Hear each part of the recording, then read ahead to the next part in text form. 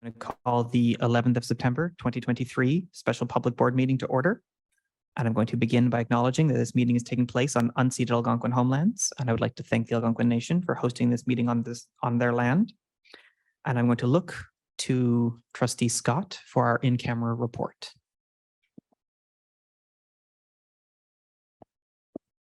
Thank you, Chair Lyra.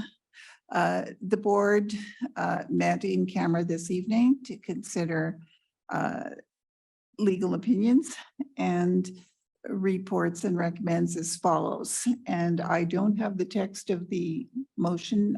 There we go, which was moved by Trustee Lyra. We will need a substitute mover. Trustee Milburn, thank you. And which I will second. That the board authorize the release of the legal opinion provided by Aird and Burles, as well as the response provided by the legal counsel for Trustee Kaplan-Murth. Thank you, Trustee Scott. We have had our debate in camera, and so we move directly to a recorded vote.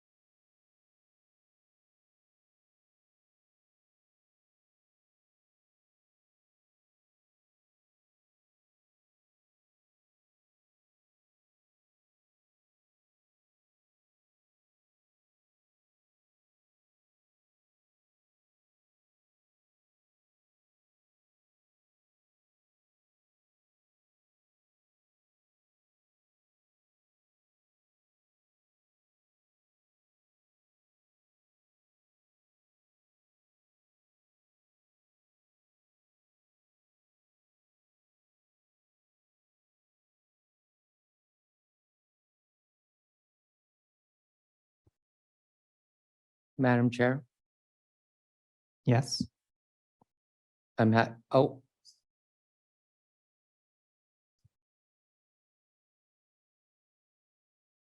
have submitted my vote, Madam Chair.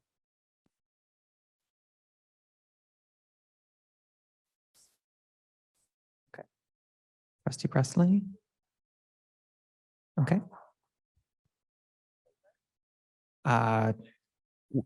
I'm getting an indication that the audience cannot hear.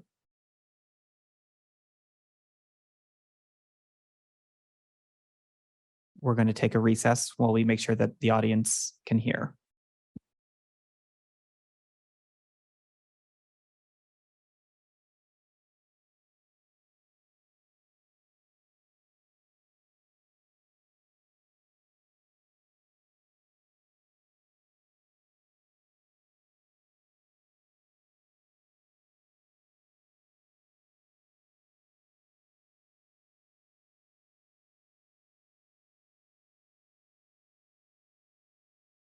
All right. Do we have anybody who has not yet had an opportunity to vote? Everybody has voted? Amazing. Okay. Now I'm just talking so Mike can hear me. While we make sure that it's working. I'm seeing a thumbs up. Okay. All right. I guess our sound system is working. Okay. Could you please post the results, Manager Guthrie? And that passes 11 in favor, none opposed, 1 abstention. All right, that takes us to item 4, declarations of interest. I'd now like to ask if anybody has a conflict of interest they wish to declare, and if so, please do so now. I do not see any, so I'm going to move along to the approval of the agenda. I'm looking for a mover to approve the agenda. I see Trustee Jennekins, seconded by Trustee Dixon. Are there any changes to the agenda as presented? Seeing none, all in favor of the agenda? And that passes. I'm now Before we hear from Mr. Maynard or the director, I have a few words. I'm going to open by disavowing the hate that members of the board have received. Nobody, particularly an elected official, deserves to receive vitriol or identity-based hate of any kind, and the OCDSB unequivocally condemns those who spread such hatred. There are two decisions before the board this evening. First, we must decide if a violation of the code of conduct has occurred, and should we decide that a violation of the code of conduct has occurred, what an appropriate censure or sanction may be. This process has been difficult for everyone, particularly the complainant and the respondent, and all other trustee members of the board. It has been tough on our staff, and it has been tough on our communities. And so I would remind everyone that I am going to hold everyone to decorum, whether that is a member of the trustee board, a member of the audience, or a member of staff. All right, with that, Pino. Through you, Madam Chair, good evening, everyone. I'd like to also acknowledge the challenging circumstances of this special board meeting for all, in particular our complainant and respondent. I'd like to express gratitude for the care and commitment of staff in preparation of the meeting, for their poise and professionalism. Staff's responsibility to manage the process in a fair and unbiased manner is of utmost importance, and look forward to the resolution of the matter so that we can all focus on our students, our staff, and our school communities, which is our primary objective. Thank you. Thank you, Director. I now look to Executive Officer Giroux to provide an outline of the process. Thanks very much. General Counsel Sinclair has been engaged in this matter since the start of the process. And so I'll invite him to give some introductory remarks and can add at the end of that. Thank you. And through you, Chair, as you've heard from the chair, the purpose of the meeting tonight is to consider a code of conduct complaint. You will have before you, as part of your deliberations, the report of the investigator, Michael Maynard of ADR Chambers. In accordance with the board member code of conduct policy that was in place at the time that this complaint arose, the district retained ADR Chambers to investigate and provide a fact-finding report with respect to the complaint. And with the chair's indulgence, I'd like to invite Mr. Maynard to introduce the report and share any information he feels necessary at this time. Mr. Maynard. Thank you very much. Through you, Chair. Thank you to everyone for having me this evening. As noted, my name is Michael Maynard. I am an investigator, mediator, and integrity commissioner with ADR Chambers. I serve as integrity commissioner for 3 school boards and 13 Ontario municipalities. I am not the integrity commissioner for the Ottawa-Carleton District School Board, but I was retained for this particular matter as an outside consultant investigator.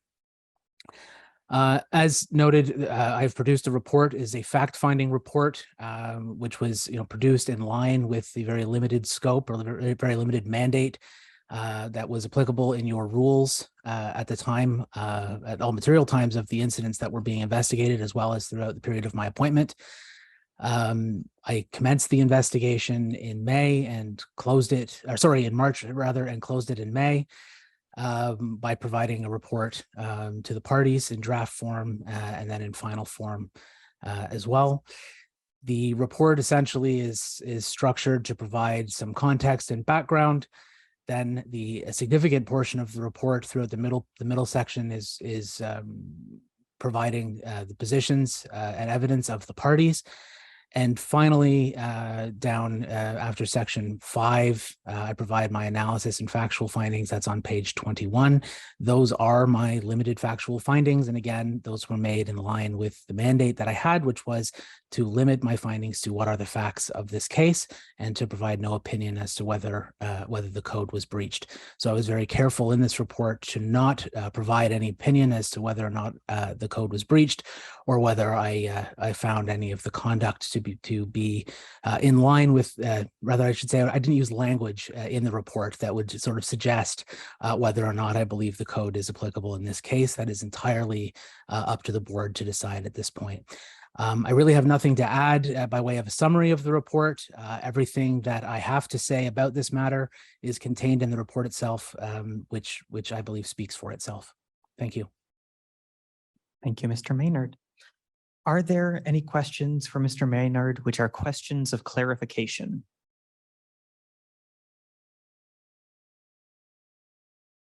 I'm going to give it another 2 or 3 seconds while I look around the room. All right, seeing none. Oh, Trustee Scott. I did have a question, Chair Lara, but I'm just trying to find the right place. It related to the references to the, I think it was called the integrity officer. I believe that was in this report. And I wondered whether Mr. Maynard had been able to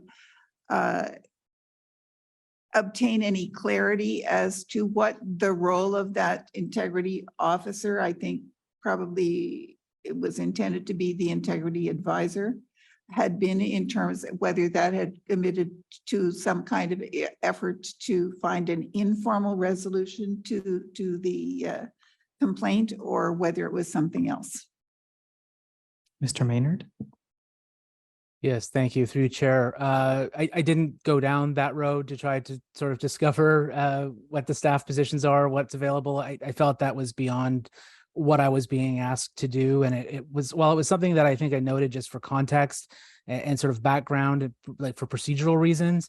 It wasn't something that really anything turned on with respect to the factual findings that are relevant for you to consider for tonight. So I didn't really expend any time or resources to figure that out. I just sort of left it as it was explained to me. And if it's integrity advisor or officer, I could only go based on what I was told. And again, it wasn't really, I don't think, worth expending time and resources to figure out what the correct name was or what their exact role is in the organization.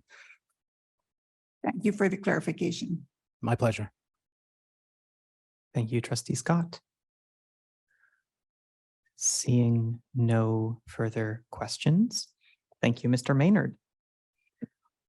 I'm going to now call upon Associate Director Giroux to introduce Report 23-056, Code of Conduct Matter, Determination of Possible Breach. Executive Officer Giroux.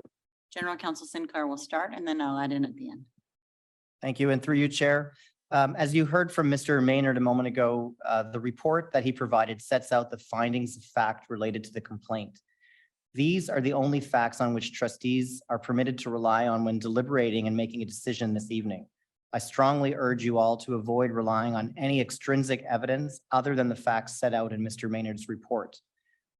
In addition to the investigation report, at the chair's request, we obtained a legal opinion from the law firm Airden Burles, which seeks to apply the facts outlined in the investigation report to the Code of Conduct itself. You've also had the chance to receive and review legal submissions provided by the respondent's legal counsel. Tonight, based on those documents, trustees will be called upon to make either one or two key decisions. The first is whether the facts outlined in Mr. Maynard's report constitutes, in your view, a breach of the board member code of conduct. And in order for there to be a finding of a code of conduct breach, a vote of at least 2/3 of the members of the board elected or appointed is required. That means 8 votes are required to find that there's been a breach of the code of conduct.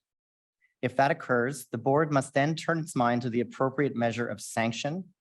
And a sanction resolution also requires a vote of 2/3 of the members of the board elected or appointed. And with that, I will turn to Executive Officer Giroux in case she has anything to add with respect to the conduct of the meeting. Thanks very much.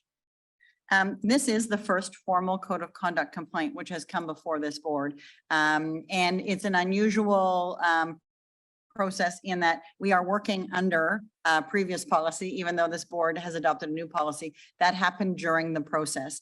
And so I want to just say that we recognize that it's a new process for most of you. That was one of the considerations in obtaining the Airden Burles report. We have tried in the reports that we've presented to be as clear as possible and delineate the steps for you in the decision making. And General Counsel Sinclair has just emphasized that There are two separate decisions. One is around whether or not there has been a breach.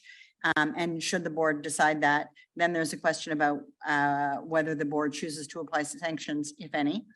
And so I'll leave it there, except to say that hopefully the process and procedure is clear for you. And if not, we are here and happy to answer any questions that you have as you go through your deliberations.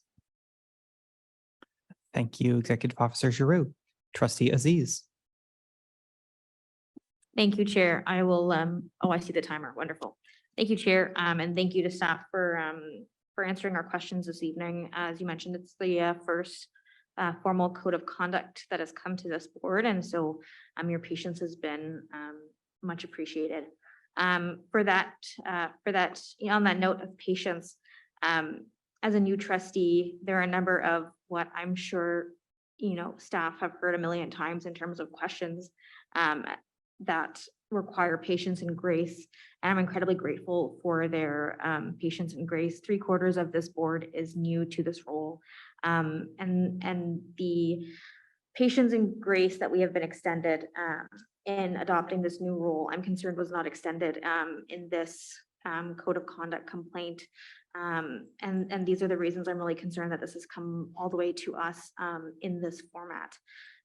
Throughout Mr. Maynard's report, we see a number of opportunities in which the respondent has attempted to amend relationships with the complainant, including a 4-page letter of apology, which was issued after the conduct was filed. And there was indication that this letter was sincerely written and from a place of genuine apology. It's unfortunate that other opportunities to resolve this conflict have not been made before this came here. As we see at the end of the report, the letter of apology goes well beyond, quote, the usual kinds of submissions made to defend a code of conduct, code complaint, unquote. And things like mediation that were proposed to the complainant and respondent, to me are concerning that this resolution was not resolved before coming to the board. And again, as a new trustee, I'm grateful for the ongoing patience and grace my colleagues have extended to me and staff have extended to me. And I'm concerned that the same grace and patience have not been extended to the respondent and the complainant. Especially considering the concerns that a public apology be made for what seems to me a private conversation so early on in a trustee's mandate in learning the role and understanding respect for each other on matters brought forward to the board. So these are some of the reasons I'm concerned that, we're having this discussion as publicly elected officials who are perfectly capable of working through our various differences, because there are things we differ on. There are, of course, going to be things that we don't always agree on, whether it's a board matter or otherwise. And these are the reasons that I'm really concerned that we're having, have spent board time and resources on a matter that looks like it could have been resolved outside of this meeting today. Thank you, Chair. Thank you, Trustee Aziz. Trustee Blackburn. Just on a question to staff. Would it be appropriate to table a motion anytime? That would be a question to the chair, and yes, Oh, sorry. I apologize, Madam Chair. if you wish to table a motion, you may do so now. Okay. So bear with me. Upon review of the facts as documented in the investigator's final report dated May 29th, 2023, regarding a code of conduct complaint filed by Trustee Donna Dixon in relation to Trustee Kaplan-Murth. The board finds that Trustee Kaplan-Murth has breached sections 3.17 and 3.18 of policy P.03 board member code of conduct dated April 26. Board member dated, so it's the old one, right? Executive officer. So that's the correct date. Dated April 26, 2016. Would you like introduction? I would, Madam Chair. Thank you. So there has been a lot of noise around this meeting tonight. But for me, it comes down to a very simple question. Did Trustee Kaplan Mirth breach the code of conduct? And 3.17 says, when expressing individual views, board members shall respect the differing points of view of other board members, staff, students, and the public. The texts clearly indicate that Trustee Kaplan Mirth, in my opinion, not only disrespected Trustee Dixon, she disrespected me, she disrespected Trustee Lee, and she disrespected Trustee Scott.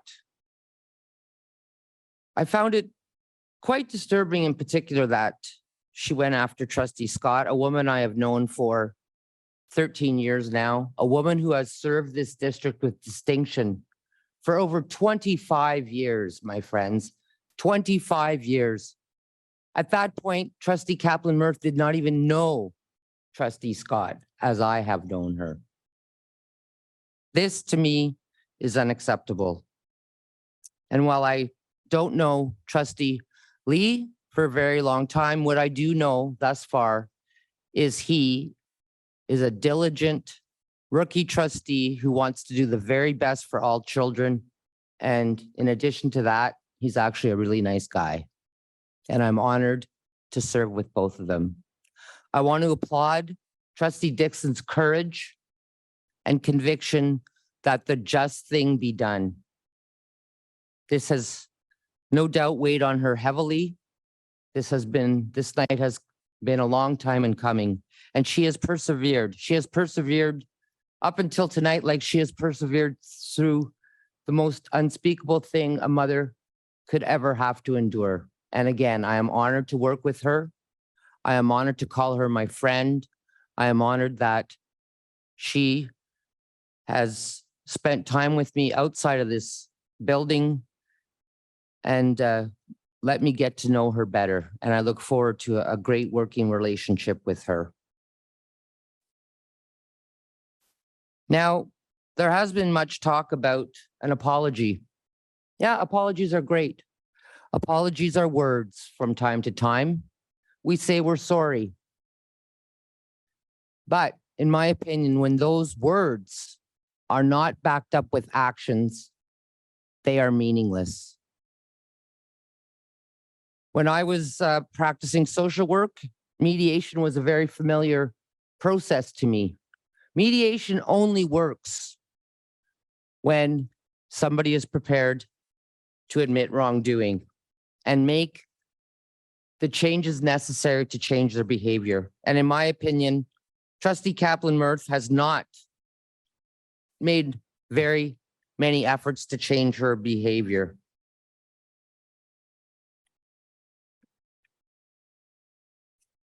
I hope that my colleagues will take this very seriously. We are not voting, as Trustee Kaplan Mirth has suggested. We are not voting against each other. We are voting in favor or against a motion. As trustees, we vote in favor or against ideas. Ideas.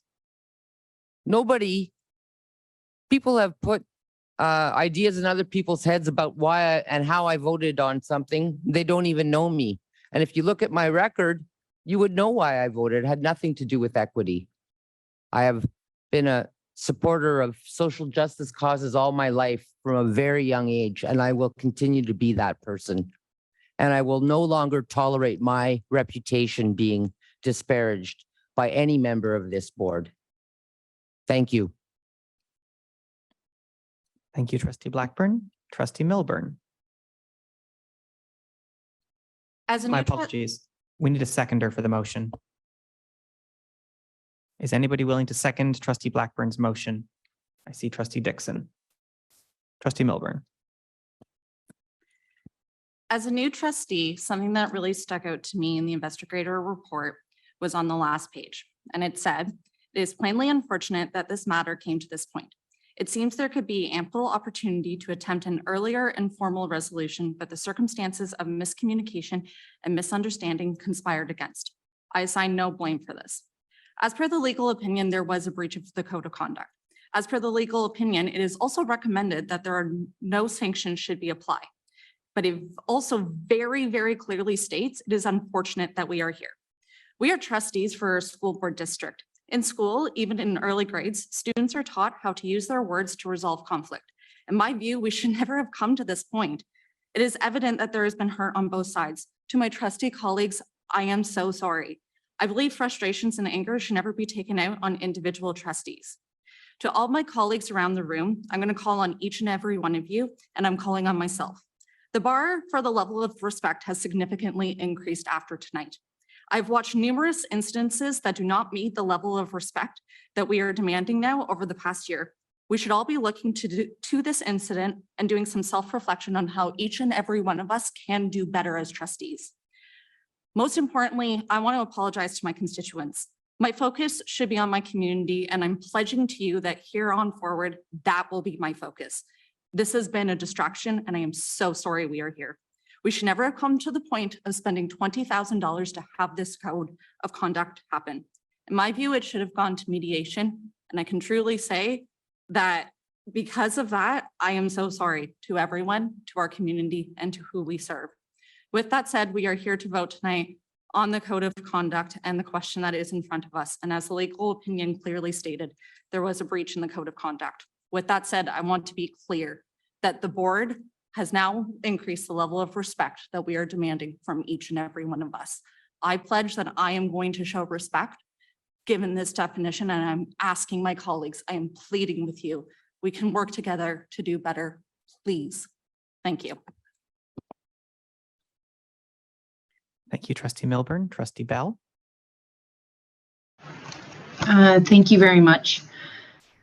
For me, it comes down to our code of conduct. And I really appreciate how we've all come around the table to develop a new code of conduct that will guide us as we move forward. In the code of conduct, there are a couple of specific sections. Is that the lights are off? Is that okay? Okay, now they're on. There are two sections for me now that I've read the code of conduct numerous times because of the numerous codes of conducts that have come to our board that mean a lot. And the first one is board members shall not engage in conduct that would discredit or compromise the integrity of the board during the meetings of the board or at any other time. The second is all board members shall endeavor to work with other board members and staff of the board in a spirit of respect, openness, courtesy, and cooperation.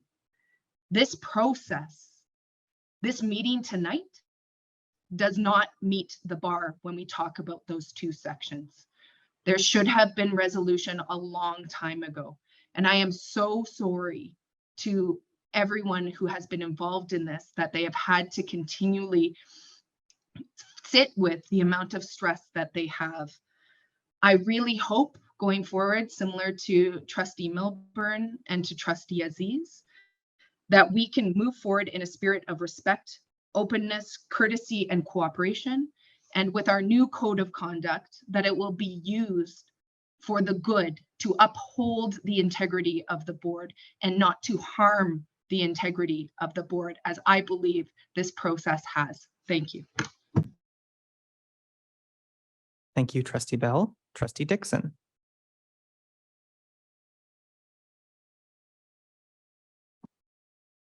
Thank you, Madam Chair. Tonight, we're meeting to determine if Trustee Nellie Kaplan Murph had breached the board code of conduct. It is unfortunate that we've gotten to this point, but this is a timely matter that needed to be addressed by the board as we enter the new school year.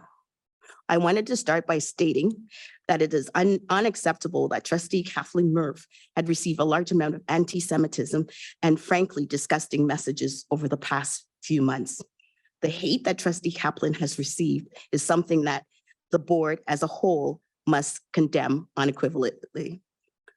But my fellow trustees, that is not why we are here. We're gathered here tonight. We're here because of the matter of behavior that trustee Kathleen Murph has demonstrated that is becoming of a member of the board. Based on our actions and from the report given by the board's third-party investigation, I believe it is necessary to vote in favor of sanctions against Kathleen Murph. To begin with, my code of conduct complaint arises from the action of trustee Kathleen Murph considering a vote on a motion she put forward in November 24th of this year. Trustee Kathleen Murph put forth a motion considering the mandate used of face masks for both staff and students in response to COVID-19 pandemic. Point of order. Trustee Kaplan-Murph, what is your point of order? The complaint, which was lodged on March 29th, is more than 6 months after the interaction that she's complaining about. That is out of order according to the Education Act. Sorry, can you repeat that? Her complaint about November 24th was lodged on May 29th. That is more than 6 months after the event. This is out of order. So the complaint was lodged at the beginning of February, less than 3 months after the incident. The policy at the time had a 3-month window. I'm going to look to Executive Officer Giroux to explain this further. Sorry, I just opened the relevant section of the policy. We are between policies here. Yeah.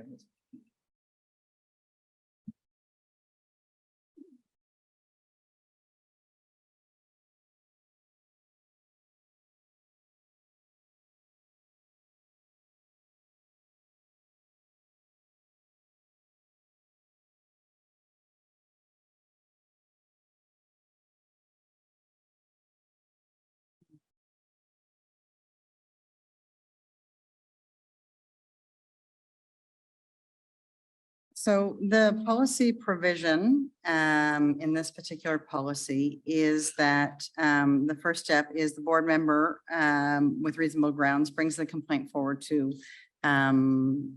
their colleague through the chair. Any allegation must be brought forward no later than 6 weeks after the alleged breach comes to the knowledge of the trustee reporting the breach. In no circumstance shall the review be initiated after the expiration of 6 months from the time the contravention is alleged to have occurred. There are some additional provisions with respect to the timing of informal and formal review processes, but it is my understanding that the complaint was filed within the timelines and was in order in terms of its process. And where we're at is a longer timeline since the time of the report to today, when we were able to schedule a meeting that both the complainant and respondent were able to attend. Trustee Kaplan-Murph, your point of order is not upheld. This is in order. Trustee Dixon, my apologies for the interruption. Madam You may Chair? resume. Initial support of this motion, I noticed to trustee. My apologies, Trustee Dixon. Do you have a point of order, Trustee Blackburn? I do, Madam Chair, in the spirit of fairness, and it's my understanding, because I've been through this before, that the respondent is not allowed to participate in this meeting. In the event the respondent does not agree with the decision of the board, that person has the right to appeal. In the event the respondent doesn't agree with the board, if the decision of an appeal, they have a right to judicial review. Otherwise, they are not to participate in the meeting. So I would ask for clarification on that. A point of order is used when a member of the meeting cannot hear or otherwise meaningfully participate. I said that that was in fact not a point of order. That's why I declined it, because it wasn't a point of order. Okay, well, with all due respect, Madam Chair, I don't care. I don't want to wordsmith. The point of the matter is the respondent is not to be participating in the meeting. That's my point. In order for it to be fair and consistent, and I've been sitting here for 13 years now, so I've been through all of them. So I'm just asking that Trustee Kaplan-Murphy follow the same process is that others before her have had to follow. Noted. My apologies, Trustee Dixon. Is this a point of order, Trustee Nash? And if it's not, please correct me. Could I ask that Trustee Donna Dixon start from the beginning? Because Yes. I think that would be appropriate. Trustee Dixon, you may Thank you. begin again from the beginning. Or wherever you so inclined to continue from. I'm going to continue where I left off, Okay, if you don't we're- mind. We're going to add a little bit of time for the time that was lost, but otherwise start wherever you'd like. Okay, initial support of this motion, I indicated to Trustee Kaplan-Murphy that I would be voting in favor. After taking time to reflect on the implication of the motion and from the response from my constituents, I decided to vote in opposite. And I informed Trustee Kaplan-Murphy of my intention to do so. In response, Trustee Kaplan-Murphy proceeded to name several members of the board and made defamatory statements about them, such as claiming that they don't care if Black and Indigenous children get sick, among other statements, in a final attempt to sway my vote, and further suggesting that if I vote in favor, I myself, as a Black woman, must be voting alongside white supremacists. It is because of this nature of these messages and the coerciveness action of Trustee Kaplan-Murphy that I believe she has violated section 3.17 and 3.18 of the Code of Conduct. In attempt to have me withdraw my Code of Conduct complaint, Trustee Kaplan-Murphy sent myself and other members of the board an apology letter on February 19th. An apology letter that came with a notice that legal counsel would be getting involved in the Code of Conduct complaint was not withdrawn. I think that's speaking for itself as to how sincere Trustee Kaplan-Murphy is about her apology and taking accountability for her action. In closing, the board is facing some difficult challenges this school year. We have ongoing budget consideration combined with number of issues that the Ottawa Student Transportation Authorities is currently experiencing. But before we as a board members can tackle these issues, we need to first ensure that our own accountability is as trustees from within that starts with the decision we make tonight. I ask that you vote in favor of imposing sanctions against Trustee Kaplan-Murphy in response to our actions. Thank you. Thank you, Trustee Dixon. Trustee Lee. Thank you, Madam Chair. In opening, I agree with the comments that have been made by several of my colleagues around the table. It's unfortunate that we have to be at this point. I had hoped as well that matters could have been resolved privately and informally before we reached this point. But given the fact that we have reached this point, the matter at hand is as presented in the reports. And as Trustee Milburn has said, hopefully after this meeting, we use this as a benchmark to increase the level of respect and cooperation amongst the members around the board. My concern with the issue at hand is how we address the issue of remarks made against other members around this board table, regardless of how passionate we are or may be on a certain issue. Passion is good, and we need passion in order to discuss issues, major issues that affect our board. However, as the legal opinion pointed out, some of these statements go a little bit too far. And I believe that it's incumbent on us to set that bar clearly now in this meeting and saying that such remarks are not respectful and appropriate. I'm also inclined to agree with the, if we get to that point, with the legal opinion of the mitigating factors that have in this situation, such as the earliness of our term in which this situation arose, and other mitigating factors to say that sanctions above just acknowledging the breach of the code would not be prudent. That's all. Thank you, Madam Chair. Thank you, Trustee Lee. I have no one else on Trustee Nash. Yes, and through you, Chair. Trustee Dixon was right to bring forward this code of conduct, and I admire for her courage.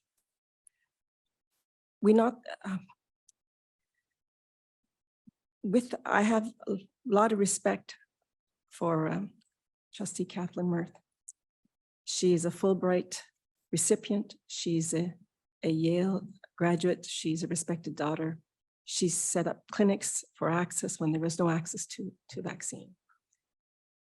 And that's why I do not understand why she had to, the words are very clear. They are her own words, why she had to disparage members, which I don't believe she knew before. We were barely sworn in. Why she had to state to Trustee Dixon that a vote against a mask mandate was to sympathize with the white supremacists. And as I can only think, as a Black woman, she would have been incensed by that comment.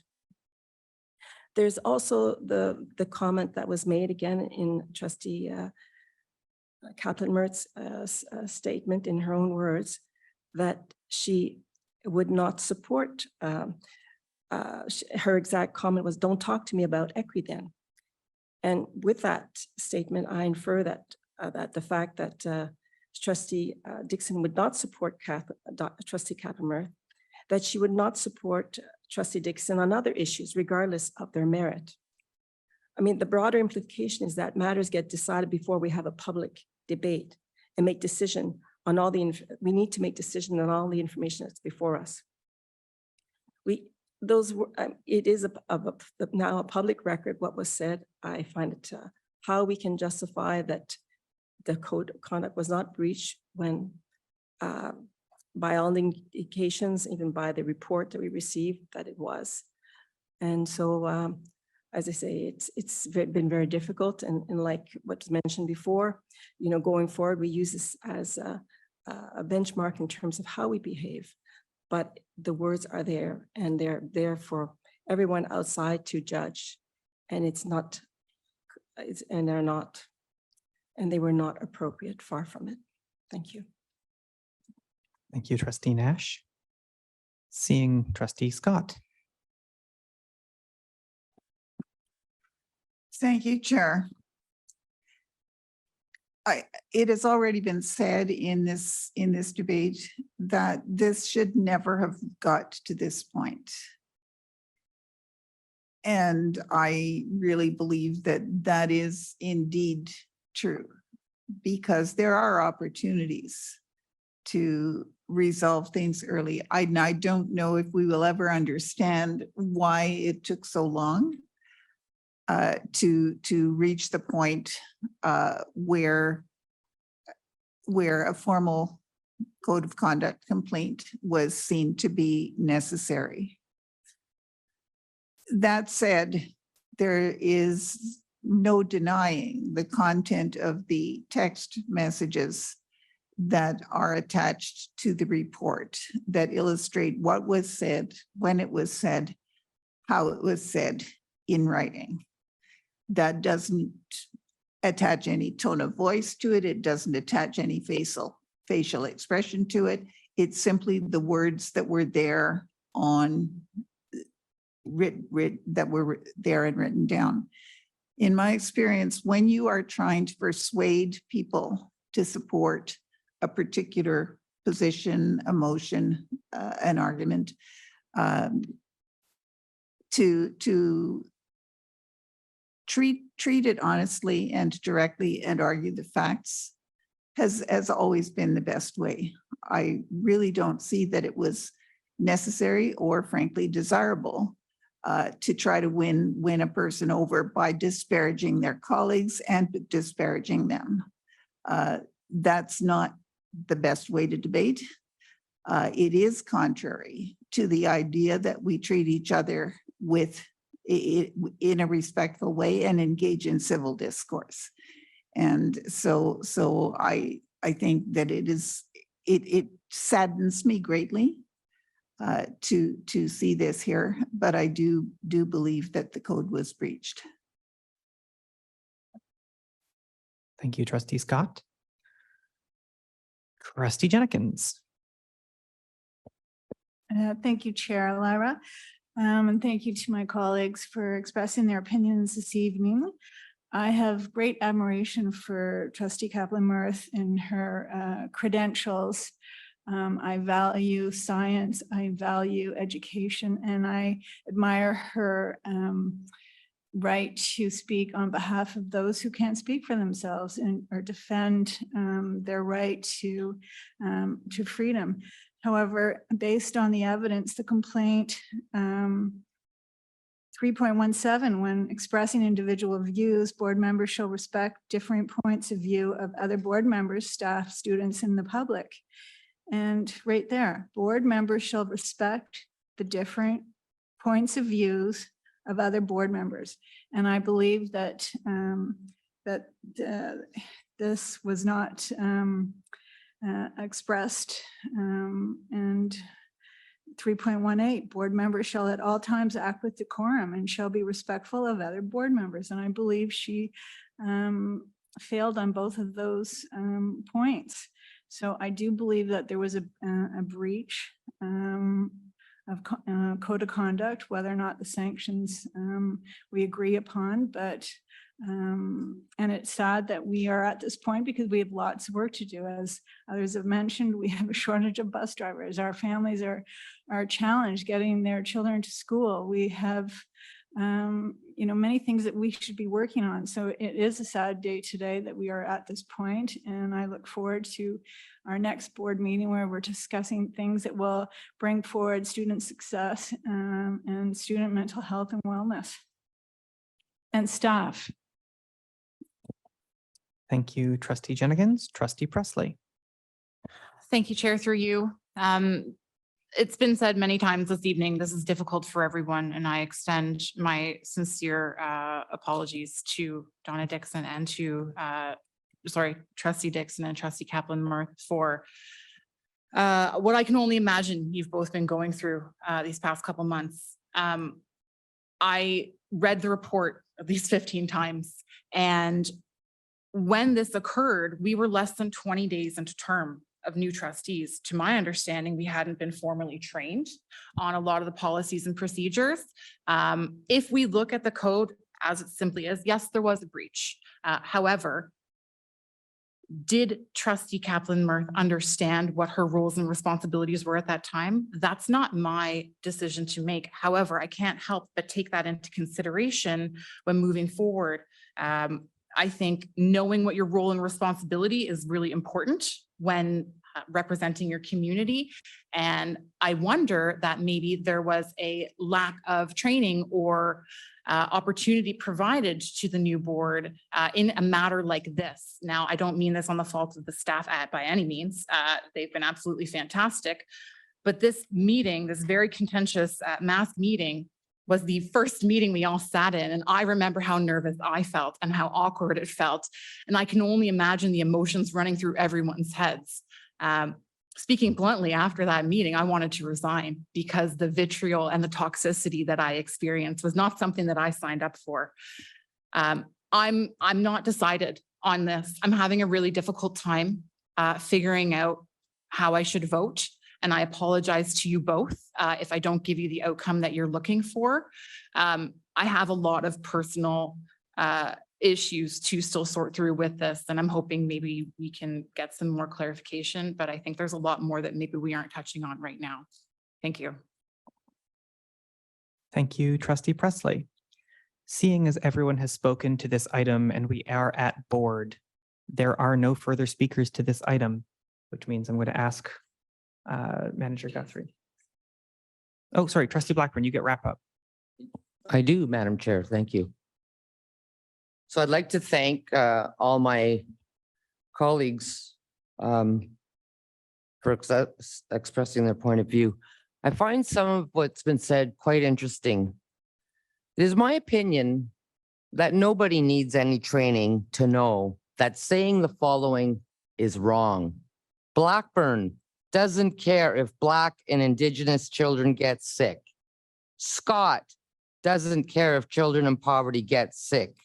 Lee doesn't care if children with disabilities and immunocompromised family members can't go safely to school. I don't understand how any reasonable person could argue that you need to have special training to know that those comments were inappropriate. As my colleague just stated, we weren't even sworn in for barely 3 weeks, and those comments were made about me. An open lesbian who's been sitting here for 13 years, who's proudly raised a Black daughter. How could somebody say that about me? And again, Trustee Scott has been sitting here for over 25 years. How could somebody say that about her? And we all sit here and say how wonderful Trustee Kaplan Murth is. We don't acknowledge that this has been very difficult on Trustee Dixon, a woman who's gone through an unspeakable thing. And there are even those who want to blame her for the fact that we're here tonight. That, my friends, is unacceptable. Unacceptable. She was attacked in a meeting. A Black woman by a white woman. There are other times when members of Sorry, this, I'm going to object. I'm a members of Jewish this woman. board-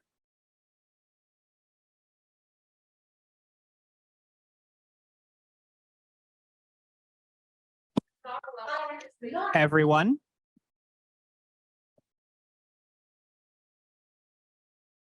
This is not a character assassination, and that is enough. This is inappropriate. You have been out getting from day one. You have spoken ill. everyone, this meeting is going on recess.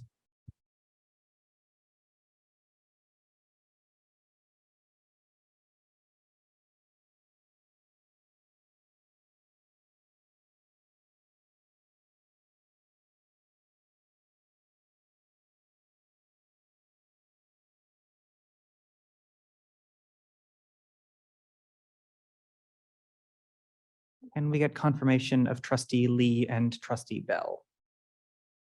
Yep, I'm online. Okay, Trustee Bell, there you are. Amazing.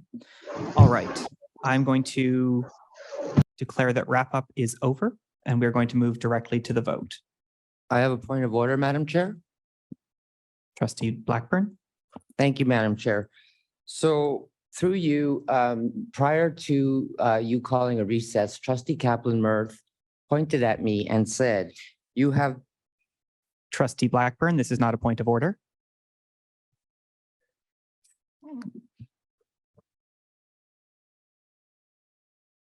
May I Trustee- continue? It's a point of privilege then. Trustee Blackburn, I think it's best if we move to the vote. I'm closing the item and we're going directly to the vote. So you are denying me the right to ask a point of privilege? All right, what is your point of privilege? So my point of privilege is, and I'm going to respectfully, so that this won't go any further, ask for an apology. Before you recess the meeting, Trustee Kaplan Murth pointed at me and said, Trustee Blackburn, you do not need to quote repeatedly. all I'm asking for, I'm stating for the record, that is in fact not true. And I'm asking respectfully that Trustee Kaplan Murth apologize to me for saying it, and I will drop that. Otherwise, I will keep my options open. Trustee Kaplan-Murphy, are you willing to give an apology at this time? I absolutely will not. And if the Okay, Trustee colleagues in the room Kaplan-Murphy? who know that That was the only question. It wasn't an opportunity to keep arguing. Trustee Blackburn, you have not received an apology at this time. Thank you, Madam Chair. All right, we're now moving directly to the vote. Manager Guthrie, would you please open the vote?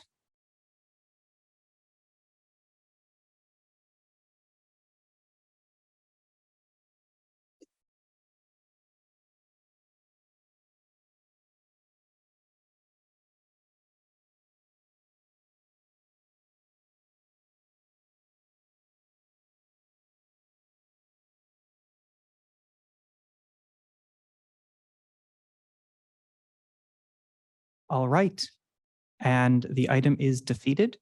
7 in favor, none opposed, 4 abstentions. That takes us to the end of our agenda. Thank you all for coming.